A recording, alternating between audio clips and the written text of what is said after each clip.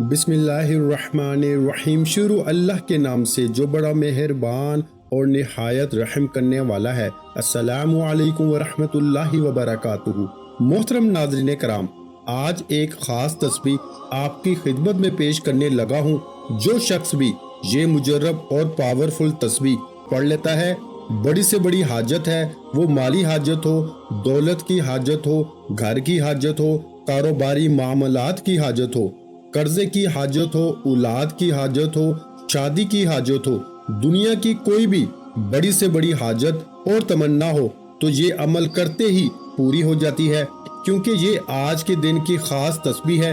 جب اس کو اس دن میں پڑھا جاتا ہے جس دن کی یہ خاص تسبیح ہوتی ہے، تو پھر انسان کے نصیب کے بند تالے کھل جاتے ہیں، اور جو بندہ آج کے دن یہ تسبیح پڑھتا ہے، اللہ غیب سے اس بندے کی مدد فرماتا ہے، اور نوری ملائکہ اللہ فرشتوں کے ذریعے اس بندے کی مدد فرماتا ہے۔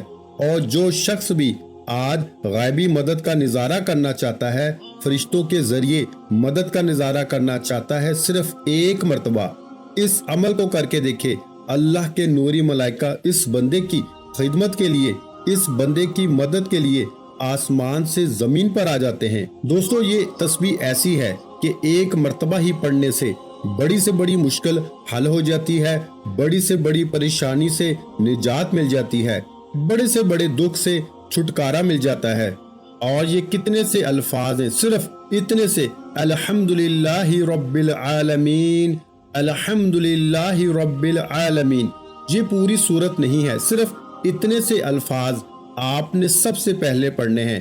پھر آگے میں آپ کو بتاتا ہوں کہ اب آگے آپ نے اس کو کیسے پڑھنا ہے، اس کی ترتیب کیسے رکھنی ہے، اور اس کے ساتھ سورہ اخلاص یعنی بسم اللہ الرحمن الرحیم، قل هو اللہ احد اللہ الصمد لم یلد ولم یولد ولم یکن لہ کفوا احد، یہ آپ نے کیسے پڑھنی ہے۔ اس بات کو ذرا اگر سمجھ لیں آج تو توجہ کے ساتھ، انشاءاللہ سارے مسائل حل ہو جائیں گے۔ وہ بندہ جو بڑا ہی پریشان ہے، جو بڑا ہی مقروض ہے، جو بڑے بڑے وظائف کر کے تھک چکا ہے، ایک بار یہ میرے بتائے ہوئے طریقے کے مطابق یہ تسبیح پڑھ کے دیکھ لیں، ہر قسم کی مشکل حل ہو جاتی ہے۔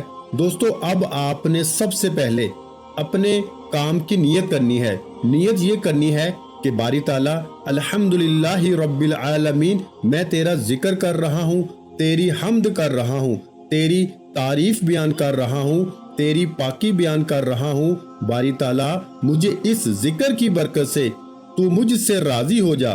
بس اتنے سے الفاظ آپ نے کہنے ہیں، یعنی کہ اے میرے مالک، میں تیرا یہ ذکر کر رہا ہوں، تیرا شکر کر رہا ہوں، تو میرا یہ شکر قبول کرتے ہوئے، میرا یہ ذکر قبول کرتے ہوئے، یہ حمد، یہ تیری تعریف جو میں بیان کر رہا ہوں، اس تعریف کی برکت سے تو مجھ سے راضی ہو جا۔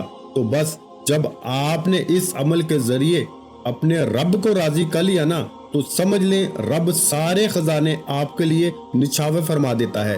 اس لیے دوستو، یہ عمل وہ ہے کہ جو اللہ والے کرتے رہیں، اللہ والوں کا آزمایا ہوا مجرب ترین عمل آپ کی خدمت میں پیش کر رہا ہوں۔ اس لیے اس عمل کو آج ہرگز نہ چھوڑنا۔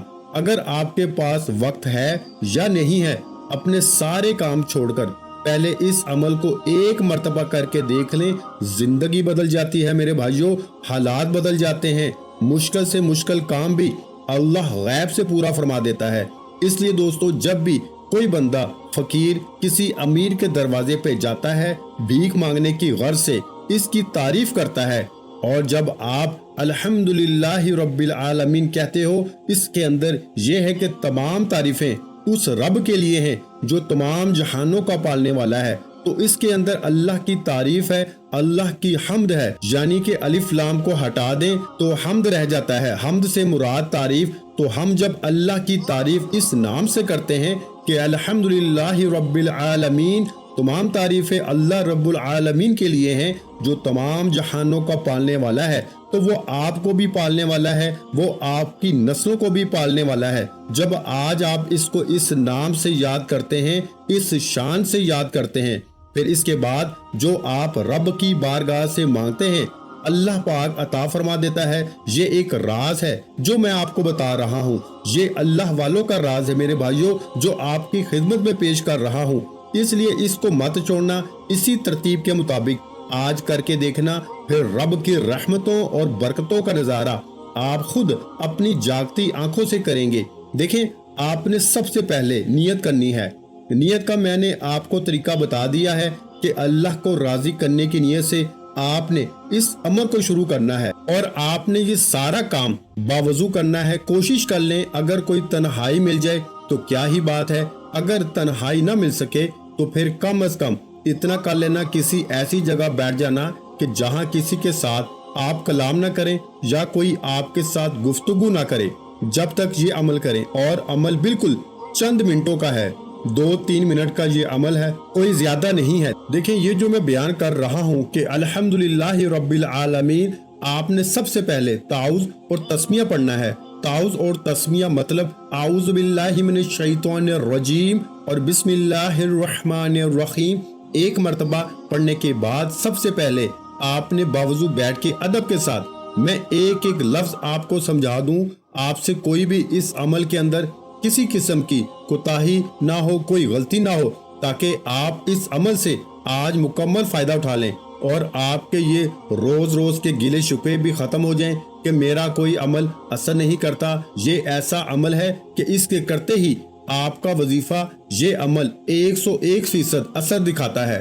صرف 5 منٹ کے اندر اندر آپ اس عمل کی تاثیر اور طاقت کا خود اندازہ لگا لیں گے میرے بھائیوں، کہ کتنی اللہ نے اس عمل کے اندر الحمدللہ رب العالمین کے اندر طاقت رکھی ہے۔ ہمارے بزرگ اکثر یہ بات کہا کرتے تھے کہ لوگوں کو پتہ ہی نہیں ہے کہ اس کی کتنی شان ہے، اس کی کتنی طاقت ہے۔ اگر لوگوں کو پتہ چل جائے تو لوگ ساری زندگی اسی جگہ بیٹھے بیٹھے یہی کلمات پڑھتے رہیں، اسی کا ذکر کرتے رہیں۔ اس قدر اللہ تعالیٰ نے ان کلمات کے اندر طاقت اور تاثیر رکھی ہے۔ تو دوستو، پھر کیوں نہ آج ہمارے پاس موقع ہے، آج وہ دن بھی ہے، آج وہ ہمیں عمل بھی مل رہا ہے، آج ہم توجہ کے ساتھ سن کر اس پر عمل کر کے اپنی مشکلیں حل کروا لیں۔ تو دوستو، اس کے بعد آپ نے تعوذ اور تسمیہ پڑھنا ہے، یعنی کہ اعوذ باللہ من الشیطان الرجیم بسم اللہ الرحمن الرحیم۔ یہ پڑھنے کے بعد اب آپ نے درود پاک پڑھنا ہے۔ یہ چیز پہلے پڑھ لینی ہے، اس کے بعد درود پاک پڑھ لینا ہے۔ درود پاک آپ نے 7 مرتبہ پڑھنا ہے، یعنی 7 ٹائم۔ اب یہ عمل کرنے کی ترتیب تھوڑی سی باقی اعمال سے، باقی وظائف سے مختلف ہے، کیونکہ اس کی تاثیر باقی اعمال وظائف سے مختلف ہے، اس کی طاقت بہت زیادہ ہے، اس لیے اس کی ترتیب تھوڑی سی الگ ہوگی۔ آپ نے بس پریشان نہیں ہونا، ہر کوئی عمل کر سکتا ہے، کوئی مشکل ہی نہیں۔ اتنا آسان کر کے سمجھاؤں گا کہ اگر بچہ بھی اس کو سن رہا ہے تو وہ بھی اس عمل کو بڑی آسانی سے کر سکے گا۔ تو انشاءاللہ اگر بچہ بھی اس عمل کو کرے گا تو وہ بھی مالا مال ہو جائے گا۔ جو شخص اپنے آپ کو امیر کرنا چاہتا ہے، دولت مند دیکھنا چاہتا ہے، اپنی نسلوں کو امیر ہوتے ہوئے دیکھنا چاہتا ہے، اس کو چاہیے کہ اس عمل کو ہرگز نہ چھوڑے۔ تفسیر کبیر کے اندر یہ بات موجود ہے کہ بسم اللہ کے تحت حق تعالیٰ کے 3000 نام ہیں، جن میں سے 1000 کو ملائکہ جانتے ہیں، 1000 کو صرف انبیاء کرام، اور باقی 1000 میں سے 300 نام توراۃ شریف میں ہیں، 300 انجیل میں ہیں، 300 زبور میں ہیں، اور 99 نام قرآن پاک میں ہیں۔ ایک نام وہ ہے کہ جس کو صرف حق تعالیٰ جانتا ہے۔ یہ بسم اللہ میں حق تعالیٰ کے جو 3 نام آئے ہیں، ان 3 میں ان 3000 کے نام پائے جاتے ہیں۔ جس نے ان 3 ناموں سے حق تعالیٰ کو یاد کر لیا، گویا اس نے تمام ناموں سے اس کو یاد کر لیا۔ جس نے یہ 3 نام پڑھ لیے، گویا اس نے 3000 ناموں کا ذکر کر لیا، 3000 نام پڑھ لیے۔ تو اب دوستو، آپ کو اندازہ ہو گیا ہوگا کہ یہ جو کلمات، یہ جو میں آپ کو اعمال وظیفہ بتانے لگا ہوں، ایک بار اس کے پڑھنے سے کس قدر رب کی رحمتوں کا نزول ہونا شروع ہو جاتا ہے۔ تو دوستو، اس کے بارے میں آپ کو پتا ہے کہ یہ سورۃ الفاتحہ کی سب سے پہلی آیت ہے۔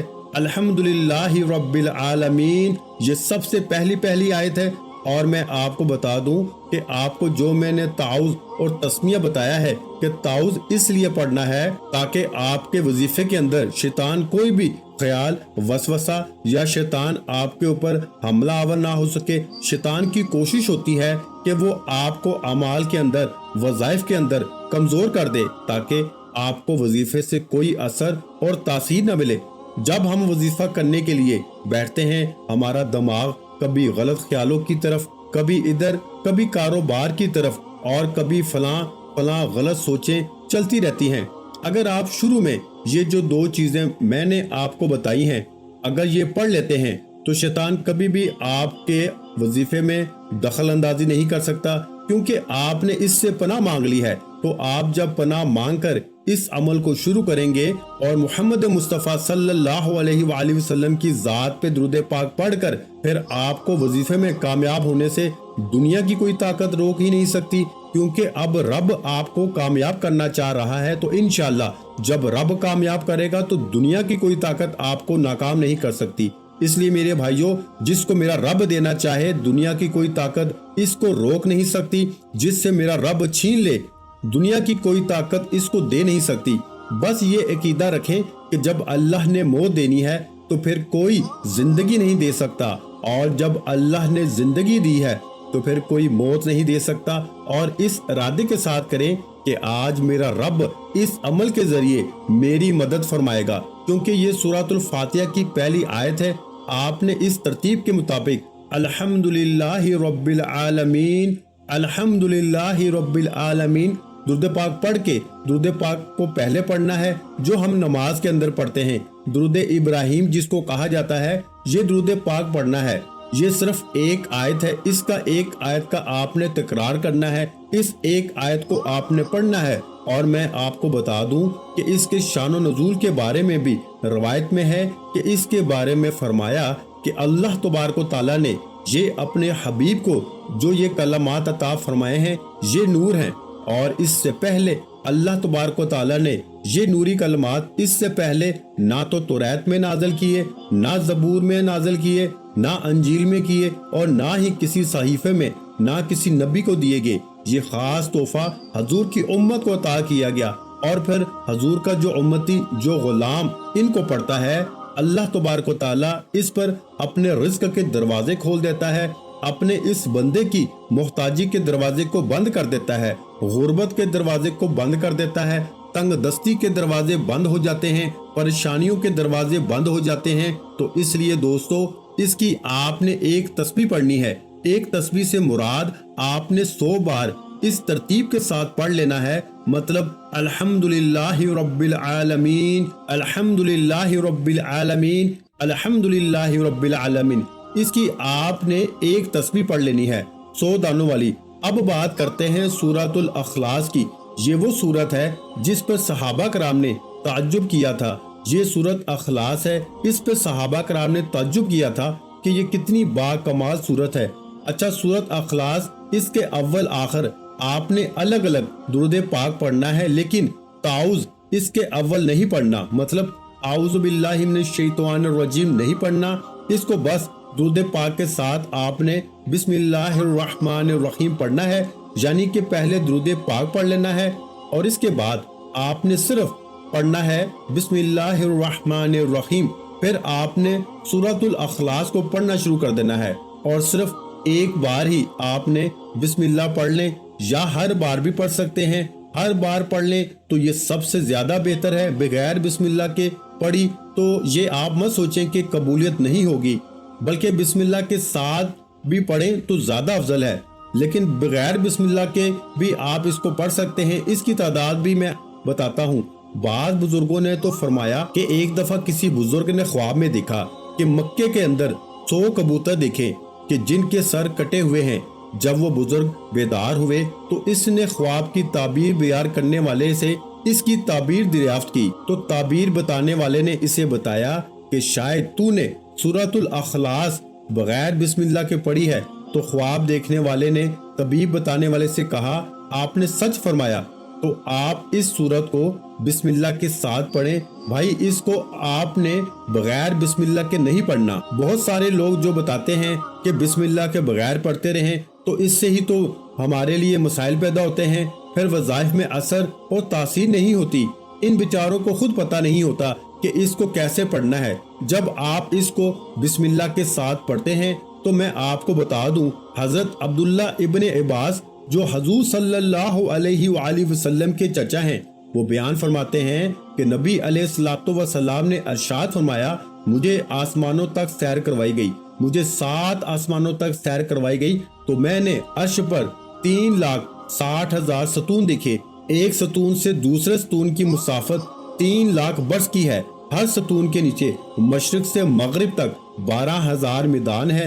हर मैदान में 80,000 ऐसे फरिश्ते हैं जो कुल हु अल्लाहु अहद पढ़ते हैं। जब वो फरिश्ते इस सूरत को पढ़ के फारिग होते हैं तो रब्बे जुल जलाल की बारगाह में अर्ज करते हैं, ऐ हमारे मालिक, हमने ये सवाब उस शख्स को बख्श दिया जो मर्द औरत सूरतुल अखलास की तिलावत करेगा। तो सहाबा कराम ने जब ये बात सुनी तो बहुत ताज्जुब करने लगे।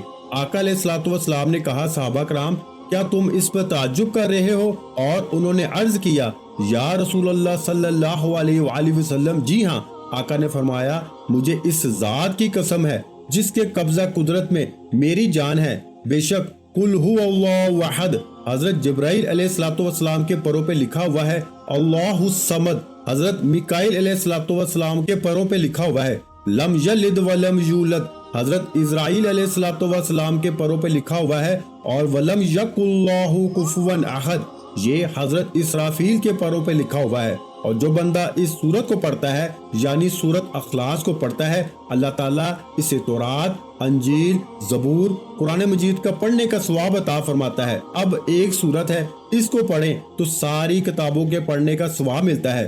तो फिर जब आप इसको पढ़ेंगे तो फिर आपको अंदाजा ही नहीं है कि रब्बे कायनात आप पर कितना फजल फरमाएगा कि जब एक के पढ़ने से सारी किताबों के पढ़ने का अजर व सवाब मिल रहा है तो फिर आपकी जिंदगी में कैसे खुशहाली नहीं आएगी, आपकी हाजतें कैसे पूरी नहीं होंगी, आप अपने मकसद में कैसे कामयाब नहीं होंगे। तो फिर दोस्तों, जब रब आपसे राजी हो जाएगा तो फिर समझ लें कि मुकद्दर आपका समझ जाएगा, फिर मुंह मांगी मुरादें हासिल हो जाएंगी। फिर दिल में और जो कुछ आरजू है जो सारी जिंदगी नहीं मिल सका, वो फौरी तौर पर अल्लाह पाक की जात गैब के खजानों से अता फरमा देगी। अब ये आपकी मर्जी है कि आप इस खास अमल को छोड़ते हैं या करते हैं। लेकिन बात एक कहूंगा कि जिसने छोड़ दिया सवाए पछतावे के कुछ हाथ नहीं आएगा, और जिसने कर लिया जिंदगी की सारी खुशियां लौट आएंगी, जिंदगी के सारे गम खत्म हो जाएंगे, जिंदगी की सारी परेशानियां खत्म हो जाएंगी। क्योंकि ये एक ऐसा अमल है, इसको एक बार करने से ही अल्लाह पाक की जात आपको गैब से नाज़ फरमाती है, जिसका आप सिर्फ ख्वाब देख सकते हैं। आज आप जब ये तस्बीह पढ़ लेते हैं तो अल्लाह का फजलो करम बरसना शुरू हो जाता है। आज इस वजीफे को पढ़ लें, अल्लाह की जात आपकी 7 नस्लों को रंग देगी। तो इसी तरह दोस्तों, आपने इस अमल को पढ़ना है। अल्हम्दुलिल्लाहि रब्बिल आलमीन के बाद जो सूरा अखलास की तरतीब बताई है, इसके मुताबिक आपने इसकी भी एक तस्बीह यानी 100 मरतबा आपने इसको पढ़ना है। और इसके बाद इस अमल को शुरू करने से पहले सिर्फ 7 मरतबा अस्तगफार पढ़ना है, यानी अस्तगफिरुल्लाह अस्तगफिरुल्लाह अस्तगफिरुल्लाह। बस ये 3 काम आज अगर आपने कर लिए तो आप बड़े से बड़े मुश्किल मकसद और जो सारी जिंदगी नहीं मिल सका, इंशाअल्लाह आपके मुकद्दर में लिख दिया जाएगा। दुआ है कि रब्बे करीम मेरा सुनाना आपका सुनना अपनी पाक बारगाह इलाही में कबूल और मंजूर फरमाए। जो मांगा मुकद्दर फरमाए, जो नहीं मांग सके बिन मांगे अता फरमाए।